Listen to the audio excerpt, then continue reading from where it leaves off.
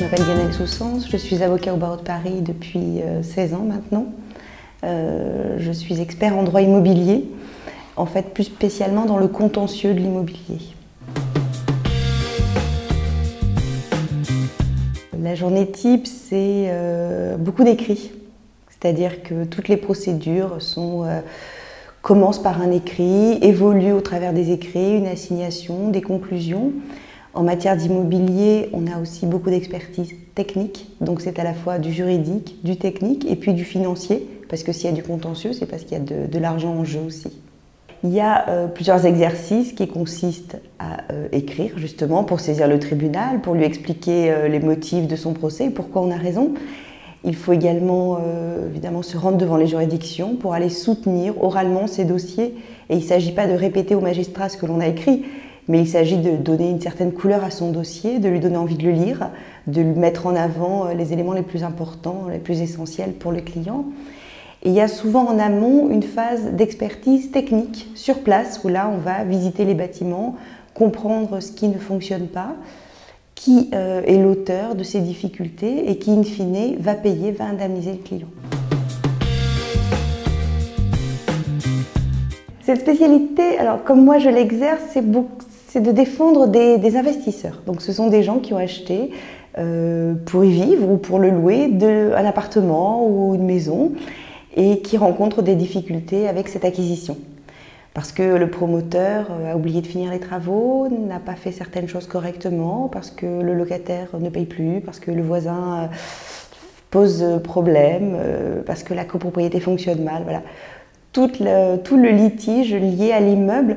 Et c'est intéressant parce qu'on a à la fois des clients, des vraies personnes, et puis aussi des vrais bâtiments et des enjeux souvent conséquents. Moi, je ne fais pas de conseil, je ne fais pas de rédaction d'actes.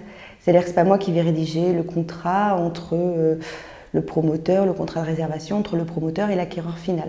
Moi, j'interviens exclusivement lorsque les difficultés interviennent. Il y a des confrères qui, eux, ne font que de la rédaction d'actes, par exemple des statuts de société, des cessions de parts sociales, des cessions de fonds de commerce, qui est une activité en amont, finalement, de conseil, qui est préalable normalement à celle du contentieux. Master en droit, suivi de l'école de formation du barreau. C'est une école qui dure 1 an et demi. On y entre sur examen, non pas sur concours. Il y a environ 60% de ceux qui présentent l'examen qui sont admis. Et cet examen se prépare dans les IEJ, Instituts d'études judiciaires, qui sont au sein des universités. L'école elle-même dure 18 mois et lorsque vous avez fini votre école du barreau, vous prêtez serment et vous devenez avocat. Je pense qu'il faut de la rigueur, il faut savoir où on met les pieds, il faut savoir où chercher l'information, il faut avoir une tête de juriste un peu bien faite. Bien pleine, c'est pas forcément utile. Il faut savoir où chercher, il faut savoir réfléchir. Un profil type, c'est difficile parce que je vois beaucoup de confrères et je vois beaucoup de gens très différents. Même dans mon activité, chacun a sa personnalité et chacun travaille avec sa personnalité. Je pense que dans le contentieux, il faut être pugnace parce qu'il y a des moments difficiles. Quand on est tout seul devant son ordinateur à rédiger, on sent bien qu'on a raison. En revanche, quand on lit les conclusions des avocats adverses, on se dit qu'eux-mêmes ont beaucoup travaillé, qu'ils ont des arguments qui ne sont pas inintéressants. Et il faut retrouver du courage pour continuer à se battre. Donc il faut effectivement être combatif, tout en étant modéré, parce qu'on n'est pas les belligérants. Nous ne sommes que leur intermédiaire, et pas leur bras armé. Vraiment, je ne veux pas utiliser cette expression. On est des auxiliaires de justice. Donc on est là pour traduire en droit des situations de fait. Je me bats pour mes clients, mais pas à la place de mes clients. Donc il faut être combatif, mais mesuré aussi. Il faut être précis. Quand vous avez un adversaire, voire plusieurs, ce qui est souvent le cas en matière de construction, parce qu'il y a un promoteur, un architecte, souvent des compagnies d'assurance, donc vous avez plusieurs adversaires. Et si vous pouvez faire illusion face à un, face à plusieurs, il faut être très carré et précis. Je suis assez sensible aux matières qui ont été choisies. Il y a des matières qui, pour travailler dans ce cadre-là, sont un peu exotiques. Le droit européen, le droit international privé sont des choses très intéressantes, mais qui n'apportent pas de compétences spécifiques pour ce qui nous préoccupe. Je pense que l'idéal, c'est d'avoir une bonne formation de généraliste. C'est-à-dire d'avoir des bonnes notions de droit privé, ce qu'on appelle fondamental.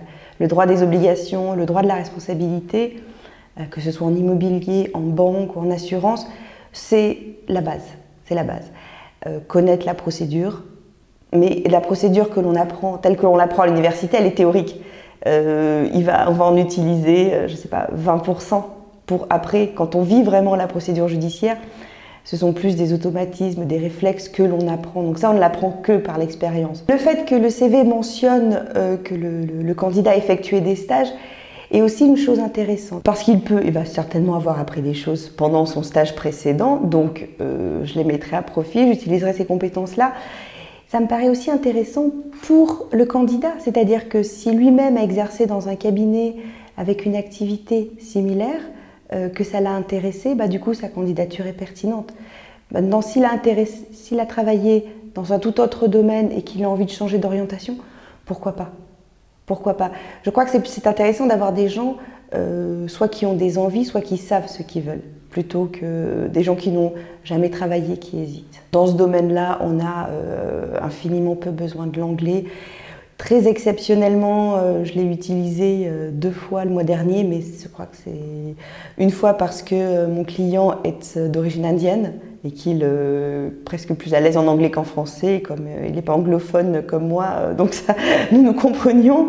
Et puis la semaine dernière, à l'occasion d'une expertise judiciaire, parce que le locataire était anglophone. Donc c'est vraiment extrêmement marginal dans mon activité, c'est pas du tout un plus. La rémunération du jeune avocat, à Paris, elle est fixée, enfin il y a un tarif entre guillemets qui est fixé par l'Union des jeunes avocats chaque année. Quand on démarre, on est généralement déjà libéral. C'est-à-dire que les collaborateurs qui rentrent dans les cabinets d'avocats sont des collaborateurs libéraux. Le statut de collaborateur salarié existe, mais ce n'est pas la majorité. Donc le collaborateur libéral, il a une rétrocession mensuelle d'honoraires de 3 745 € en première année. C'est le tarif 2015. Elle va évoluer pour la deuxième année, il va passer à 4 150 € mensuels hors taxe. C'est un tarif indicatif, mais c'est celui qui est généralement pratiqué par les cabinets. C'est un métier où tout est envisageable. Vous pouvez être collaborateur toute votre vie au sein d'un même cabinet, si vous y sentez bien, pourquoi pas. Vous pouvez changer de cabinet, et il y a toutes sortes de cabinets. Il y a des cabinets individuels, il y a des cabinets à 4 000, il y a des cabinets internationaux.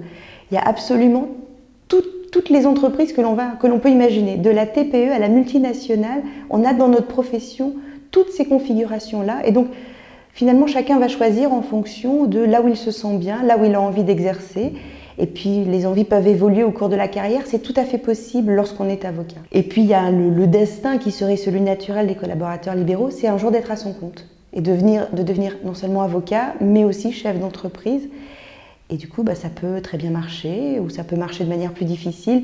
Il y a une grande disparité de réussite et de rémunération et de revenus entre les confrères. D'abord entre Paris et la province, et puis même à Paris, on trouve des gens qui sont en grande difficulté et d'autres qui gagnent extrêmement bien leur vie. Ça va être le cas des associés dans certains cabinets, notamment anglo-saxons, avec des rémunérations spectaculaires.